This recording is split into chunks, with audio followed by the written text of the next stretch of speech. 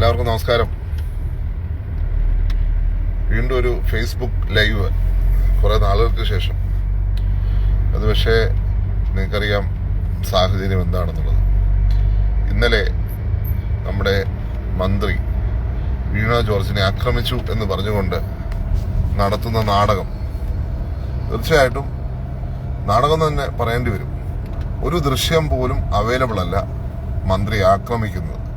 മന്ത്രിയുടെ അടുത്ത് പോലും പോകുന്ന ഒരു ദൃശ്യം പോലും അവൈലബിൾ അല്ല. പോലീസുകാർ ചേർന്ന് ഈ കുട്ടികളെ തടഞ്ഞുകയാണ്.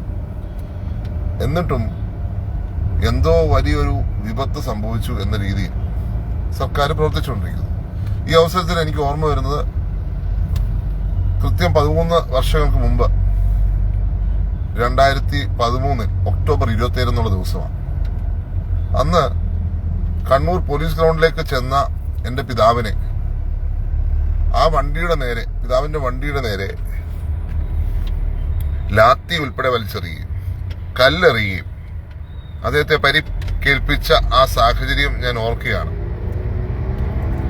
ആ കല്ലെറിഞ്ഞതിന് ശേഷം നമ്മുടെ ഇന്നത്തെ മുഖ്യമന്ത്രി പറഞ്ഞത് തൊലിക്കട്ടി ഉണ്ടെന്ന് അറിയാമായിരുന്നു എന്നുള്ളതാണ്. കല്ല് ചെന്ന് വീഴുന്ന ദൃശ്യമുണ്ട്, ഗ്ലാസ് തകരുന്ന ഫോട്ടോ ഉണ്ട്, അദ്ദേഹത്തിന്റെ നെഞ്ചത്ത് അത് കൊള്ളുന്നത് കാണുന്നുണ്ട്. നെഞ്ചിന് ഇത്രയും തൊലിക്കട്ടി ഉണ്ടോ എന്നാണ് അദ്ദേഹം അന്ന് ചോദിച്ചത്. ഇല്ലേ? കേരളം മറക്കാത്ത കാഴ്ചയാണ്. ഒരു ഹർത്താലിന് പോലും, ഒരു സമരത്തിന് പോലും അദ്ദേഹം അന്ന് അനുവദിച്ചില്ല. ആദ്യം അദ്ദേഹം അന്വേഷിച്ചത് പ്രതിപക്ഷ നേതാക്കന്മാരുടെ സുരക്ഷയാണെങ്കിൽ ഇന്ന് ആദ്യം ചെയ്യുന്നത് പ്രതിപക്ഷ പാർട്ടിയുടെ ഓഫീസിലേക്ക് മാർച്ച് നടത്തുക, കോൺഗ്രസിന്റെ ഫ്ലെക്സുകൾ, പുതിയ യാത്രയുമായി ബന്ധപ്പെട്ട ഫ്ലെക്സുകൾ തകർക്കുക, എടുത്തു കളയുക എന്നുള്ളതാണ്. പുതുപ്പള്ളിയിൽ പക്ഷേ ഇത് നേരത്തെ തുടങ്ങിയായിരുന്നു. പ്രിയപ്പെട്ട വി.ഡി. സതീശൻ വരുന്നതിന് 2 ദിവസം മുമ്പ് തന്നെ ഫ്ലെക്സ് എടുത്തു തുടങ്ങി. അപ്പൊ കാരണമൊന്നുമില്ല. ഇന്നലെ കാരണം കിട്ടിയോടെ സകല ഫ്ലെക്സും എടുത്ത് കളഞ്ഞിരിക്കുകയാണ്. അതിന് പിന്നെ മറ്റൊരു കാരണം കൂടിയുണ്ട്. ഉമ്മൻചാണ്ടിയുടെ ഫോട്ടോ കാണുമ്പോൾ തന്നെ അവിടെ ഒരു ബുദ്ധിമുട്ട് ഇടതുപക്ഷത്തിനുള്ള കാര്യം നമുക്കറിയാം.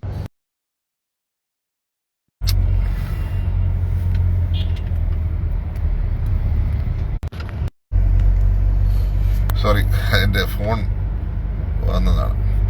അപ്പോൾ ഉമ്മൻചാണ്ടിയുടെ ഫോട്ടോ ഉള്ളതുകൊണ്ടായിരിക്കാം എല്ലാ ഫ്ലെക്സും വീണ ജോർജിനെ ആക്രമിക്കുന്നതിന് മുമ്പ് തന്നെ എടുത്തു കളഞ്ഞു.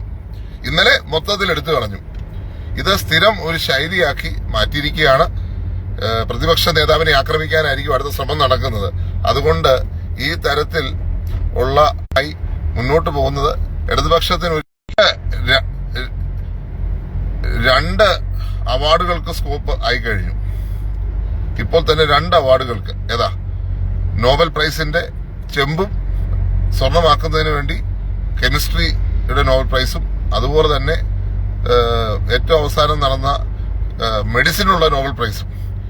ഇനി ഓസ്കാറിനുള്ള ശ്രമമായിരിക്കും. കോമഡിക്ക് അവസരമുണ്ടെങ്കിൽ ഈ സർക്കാരിന് അത് കിട്ടുന്നതായിരിക്കും ഓസ്കാർ. ആ തരത്തിലുള്ള അഭിനയമാണ് ഇവിടെ കാഴ്ചവെച്ചിരിക്കുന്നത്. എത്ര അഭിനയിച്ചിട്ടും കാര്യമില്ല. ജനം നിങ്ങളെ തൂത്തെറിയും. യാതൊരു സംശയം വേണ്ട. ഈ തെരഞ്ഞെടുപ്പിൽ ഇതൊരു വാട്ടർലൂ ആയി തീരാൻ പോവുകയാണ്. എന്ത് നാടകം നടത്തിയാലും രക്ഷപ്പെടത്തില്ല. എല്ലാവർക്കും നമസ്കാരം.